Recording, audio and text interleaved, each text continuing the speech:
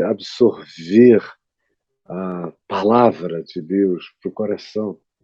Isso não tem nada a ver com religião. Eu estou aqui ensinando a espiritualidade de Jesus, a espiritualidade do Evangelho. É isso que eu faço todos os dias. E espero que você compreenda qual é a minha função e significado aqui. Eu não estou aqui como pregador de nenhuma religião, nem do cristianismo, muito menos, coisa nenhuma. Eu estou aqui para falar dessa face de Cristo, que me revela como Deus é e como eu, ser humano, devo buscar ser. Essa é a maravilha. Em Jesus eu sei como Deus é. O caráter de Deus, o amor de Deus, a bondade de Deus, a justiça de Deus, a fidelidade de Deus, o trato de Deus, a humanidade de Deus. E também em Jesus, o Cristo, eu fico sabendo como eu devo buscar ser, como é ser gente. Eu sei como é ser Deus em Jesus e sei como é ser gente, como é ser filho do homem, como é que é ser a expressão mais sublime da humanidade e como é o desafio humano para nós nos tornarmos andando nos seus passos e nos tornando semelhantes a Ele.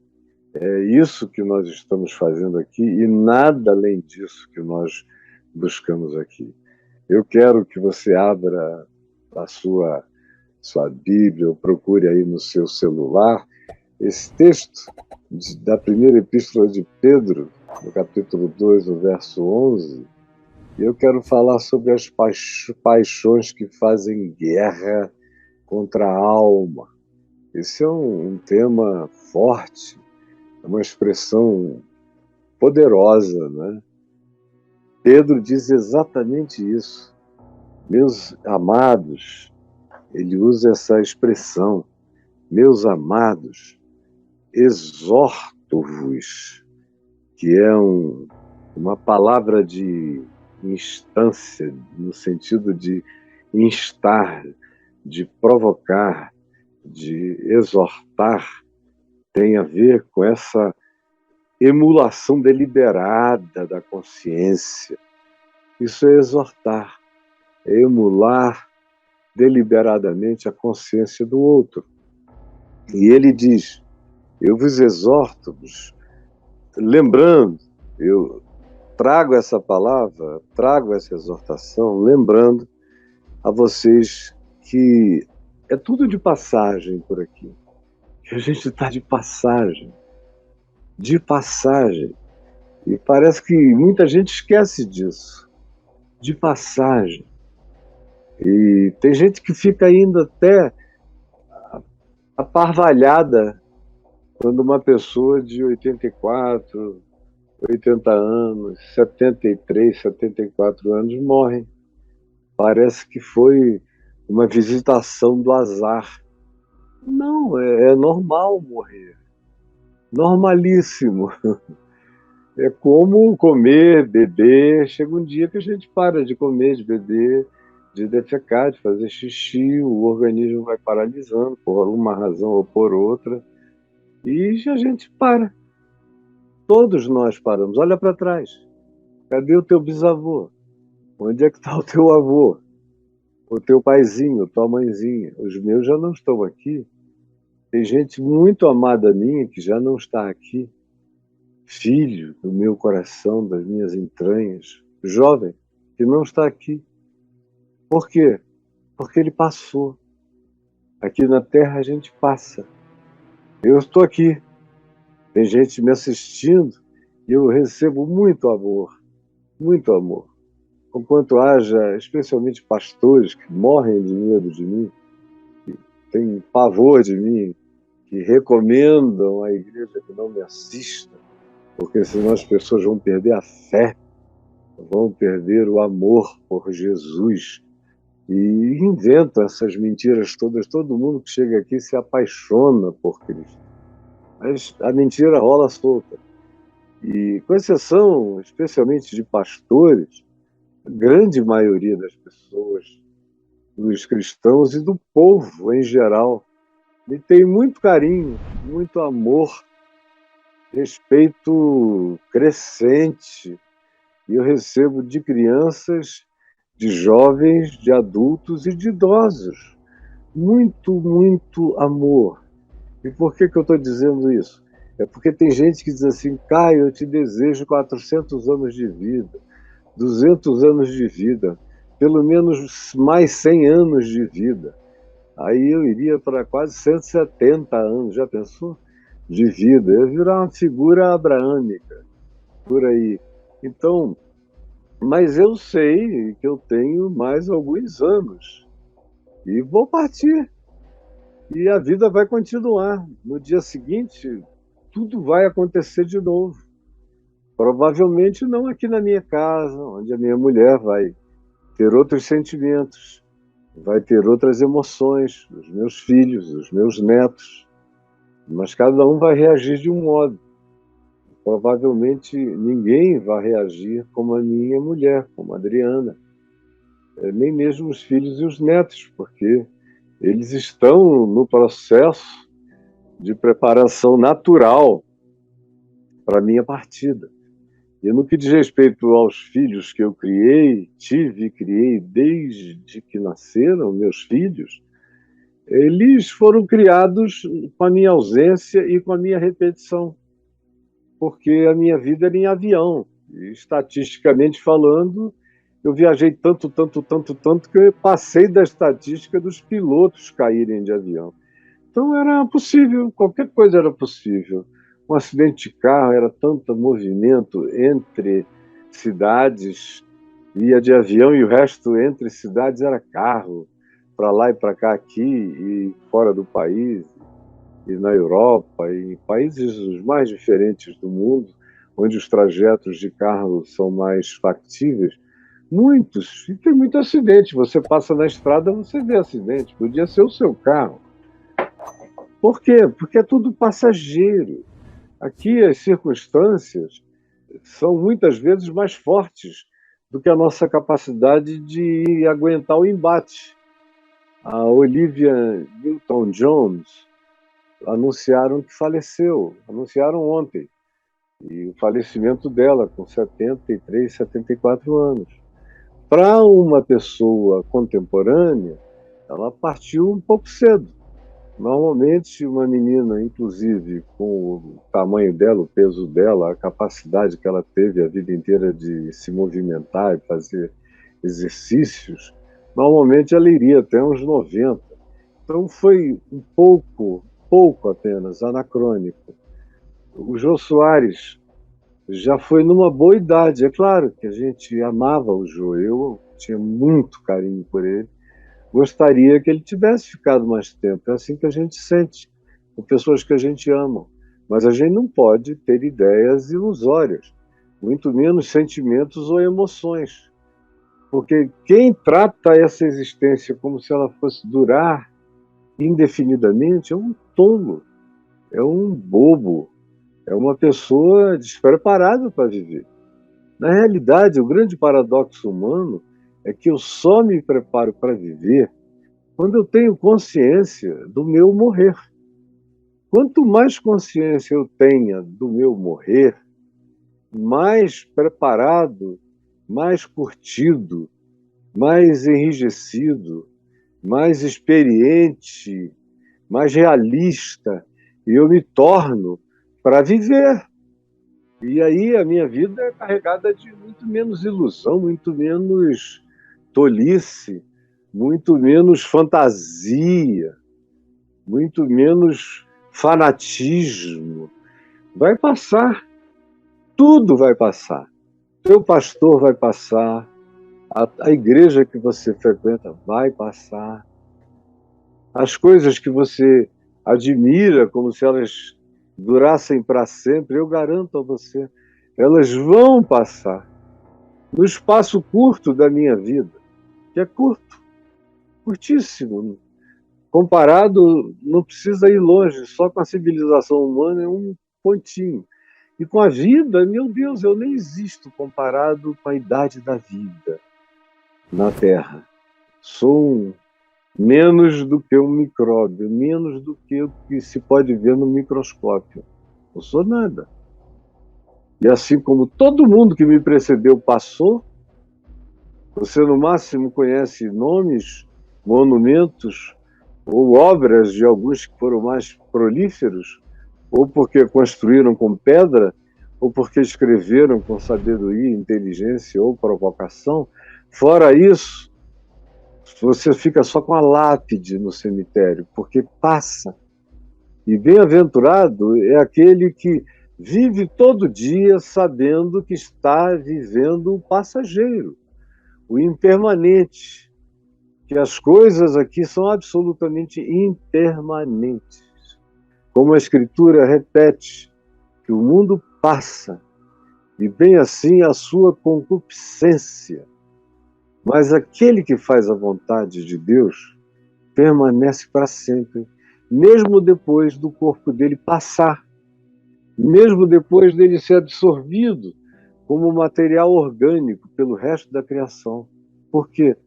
Porque eu não sou esse corpo. Esse corpo é meu, mas eu não sou esse corpo. Eu sou esse espírito que está falando. Eu sou um espírito que encarnou nesse corpo, e esse corpo vai ficar e vai virar material orgânico, vai alimentar os processos da natureza.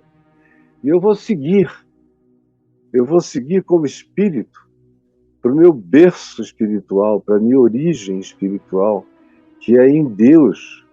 Só que eu vou me tornar um adulto em Deus, vou me tornar um Cristo de Deus. Meu processo é de cristificação até me tornar semelhante a Ele. Então, eu não estou aqui para me tornar semelhante ao Homo sapiens sapiens, se vier, quando vier, nem ao Homo tecnológicos, nem ao Homo cibernéticos. Não, eu estou aqui para me tornar semelhante ao Filho do Homem, que é a evolução suprema, a evolução e ponto final da evolução humana é Cristo. É nos tornarmos como o Cristo manifestou na sua encarnação em Jesus. Eu aprendi o que é ser gente e o que é viver como um ser humano, lindo, divino, humano, demasiadamente divino, em Jesus. Agora, para que isso aconteça, Pedro diz que eu preciso enfrentar e vencer o pior inimigo desse desenvolvimento, o pior inimigo dessa evolução, porque eu não estou acabado, você está? Eu sou um ser em evolução.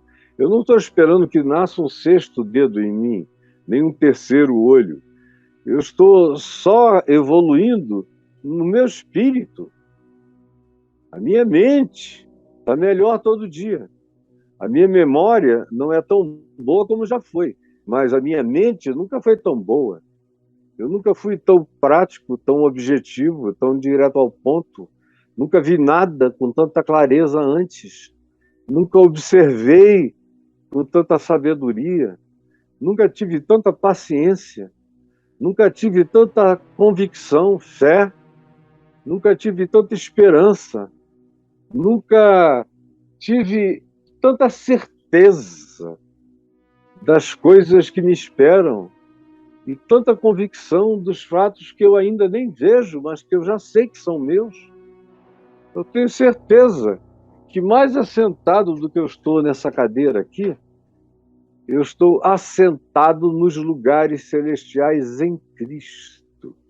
Eu estou em Cristo de posse de tudo. O que em Cristo já é meu e em Cristo será encarnado por mim quando chegar a hora em que o corpo mortal, esse corpo de morte ficar para trás, e eu abraçar o corpo de vida, feito de uma outra energia, que não termina, que não se deteriora, que não morre e que não sofre de dores, achaques, que não envelhece, que não está sujeito ao espaço-tempo e que tem a cara da maturidade que o meu espírito desenvolver.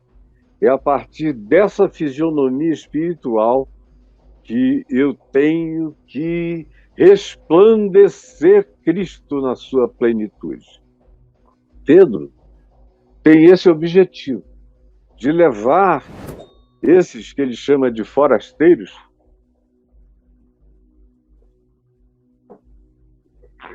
e que eram literalmente forasteiros. Ele começa no capítulo 1, no verso 1, dizendo eleitos forasteiros. Pedro, apóstolo de Jesus Cristo, aos eleitos que são forasteiros da dispersão. Então eles estavam literalmente forasteiros, porque eram pessoas que não estavam morando na sua própria terra. E Pedro diz quais eram as geografias onde eles estavam: no Ponto, na Galácia, na Capadócia, das grutas dos hititas, na Ásia, na Bitínia, que hoje está na Turquia. E ele diz: a vocês que são forasteiros, estão espalhados pela Ásia Menor, por regiões da Grécia, da Ásia e da Capadócia, que hoje está tudo dentro do mesmo lugar que a gente chama de Turquia. Mas naquele tempo eram cidades separadas e muitas delas com autonomia, não em relação a Roma, mas tinham sua vida própria. E é para esse grupo que ele está escrevendo, gente que morava fora da terra natal há muito tempo.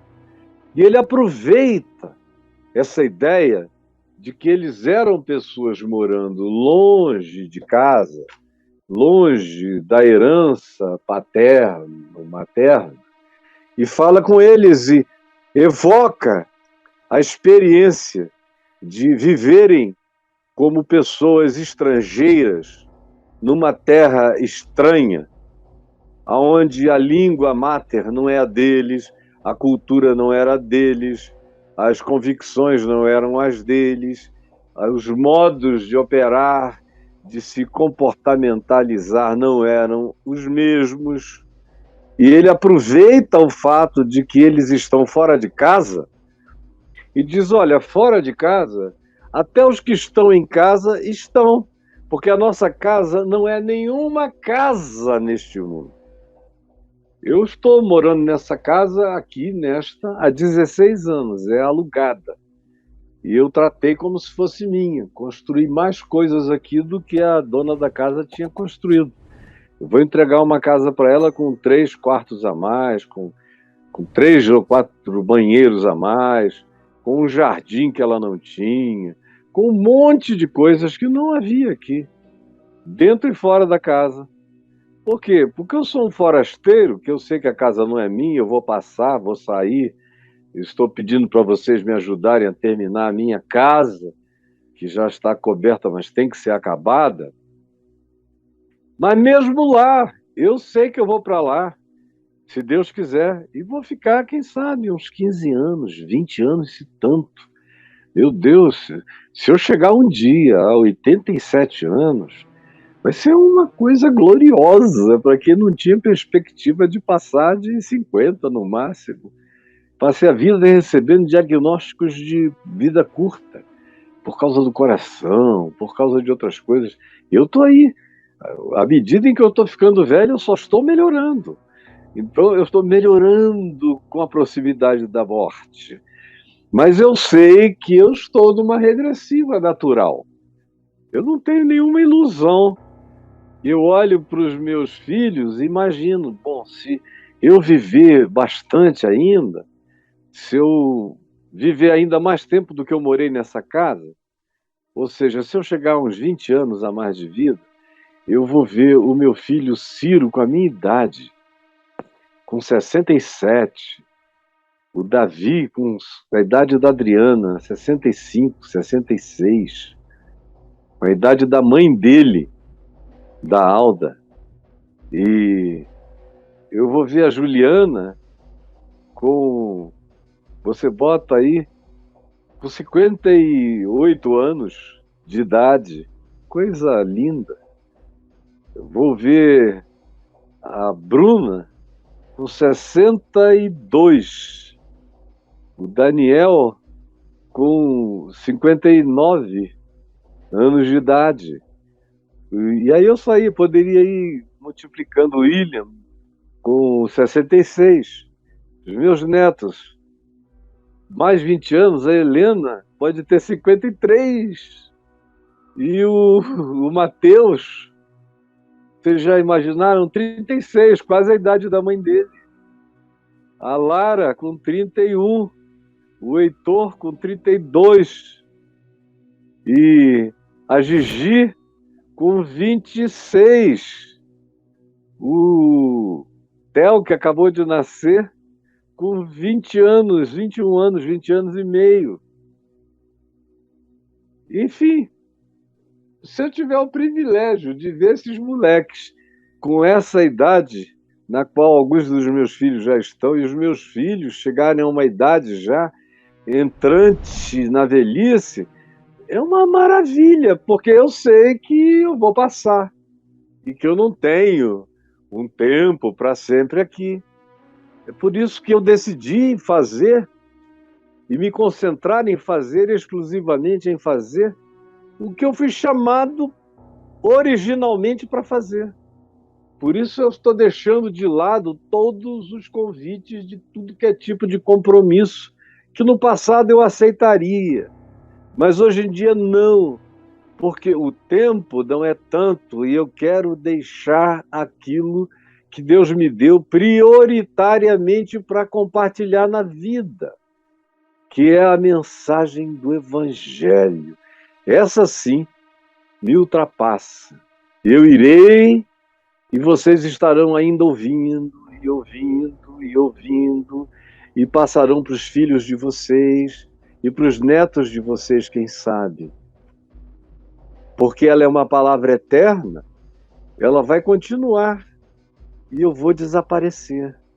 E herdar as coisas incorruptíveis, que é a minha vocação suprema.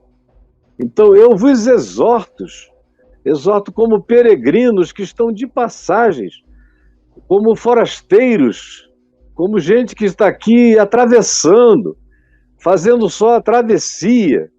Vocês são isso.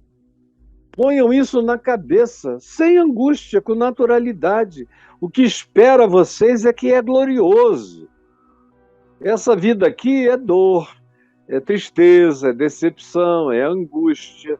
De vez em quando uma cócegazinha, uma alegria, quando você experimenta aqueles momentos eternos de felicidade familiar, que você tem vontade de congelar, são essas coisas que, conquanto não sejam contínuas, porque todo mundo volta aos seus cotidianos, mas são as que deixam aquela marca de eternidade na vida passageira do peregrino e do forasteiro na terra. São as coisas do amor que dão essa durabilidade e significado a essas passagens rápidas da nossa existência forasteira. Então ele diz, sabendo disso, e que aqui é tudo de passagem, eu vos rogo que vocês se abstenham. Eu estou fazendo abstinência de um monte de comidas que eu só comerei agora de vez em quando, uma vez no mês, de 2 em 2 vezes. Numa hora especial, no aniversário de alguém, eu me preparo para fazer uma extravagânciazinha, que não é nada, que para você é besteira, mas para mim é. E como, por exemplo, arroz eu não comerei provavelmente nunca mais na vida, a não ser de vez em quando. Massa também, só de vez em quando.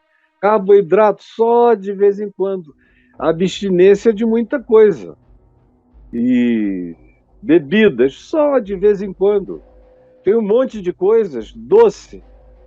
Além de que eu perdi o apetite por doce, é só de vez em quando, mesmo quando são aqueles irrecusáveis, como uma ambrosia. De vez em quando. Mas eu tenho feito abstinência. para poder tentar durar mais 10, 15, 20 anos. Senão o diabetes me leva antes, porque esse corpo aqui é de morte, ele está morrendo. O de todos nós, que somos forasteiros e peregrinos. Então, para que a gente não se prejudique, mais do que a gente já se prejudica na existência normalmente, com todos os seus conflitos, de um lado é prejuízo, de um outro lado é oportunidade de crescer no espírito, na mente, no desenvolvimento, na resistência, no enrijecimento, na perseverança, na resiliência, na força. Depende de como você trata a existência. Mas é necessário fazer abstinências.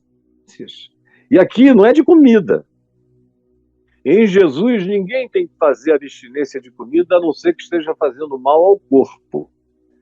Porque Jesus considerou limpo, puros, todos os alimentos que Deus criou, são para serem recebidos com gratidão para a manutenção do corpo. É o que está escrito a respeito de comida e de bebida. Tudo me é lícito. Eu tenho que ver o que me convém e o que não me convém. Agora, licitude eu tenho. Liberdade para provar, para comer, para tocar, para beber, em qualquer coisa. Eu estou em Cristo. E os escritos de proibição das leis de Moisés foram rasgados na cruz para que a nova humanidade, conhecendo a liberdade em Cristo, experimentasse também um estilo de vida totalmente livre, novo, leve e limpo. Mas tem-se que fazer abstinências. E Pedro diz, vocês que são peregrinos, que sabem que estão de passagem, não tratem as paixões carnais como se elas fossem durar eternamente. É uma inversão de significados maluco. E tem gente que passa pela existência levantando os troféus da falência, os troféus da passagem, os troféus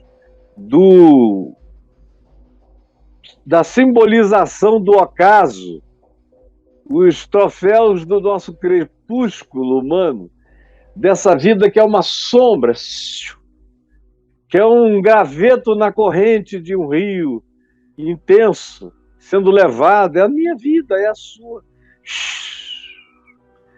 Eu tenho uma memória boa, graças a Deus, me lembro de coisas da minha infância como se fosse ontem.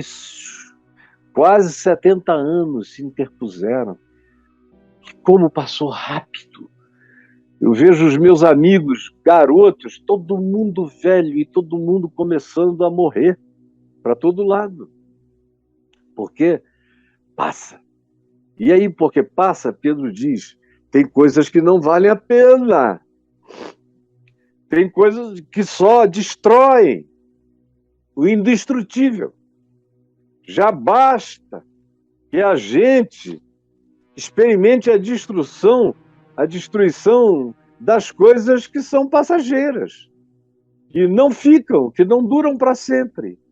Agora, vocês ainda pegarem aquilo que em vocês tem o poder de durar para sempre e destroem isso com as coisas que não têm durabilidade maior do que a própria juventude, até chega uma hora que a velhice nos aposenta das nossas idiotices, porque conquanto muitas vezes a pessoa continua idiota de mente, está cheio de velho idiota de mente, mas o cara não tem mais nem energia para praticar a sua idiotice, conquanto ele morra um idiota muitas vezes, e louvando idiotices, e com saudade das idiotices que não pode mais. Mas Pedro diz, eu exorto vocês a que vocês se abstenham das paixões carnais.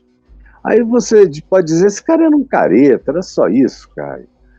Careta, viveu na Galiléia, não sabe o que é gostoso, sabe de nada, comeu lá um pessoalzinho na juventude, depois encontrou Jesus e acabou tudo.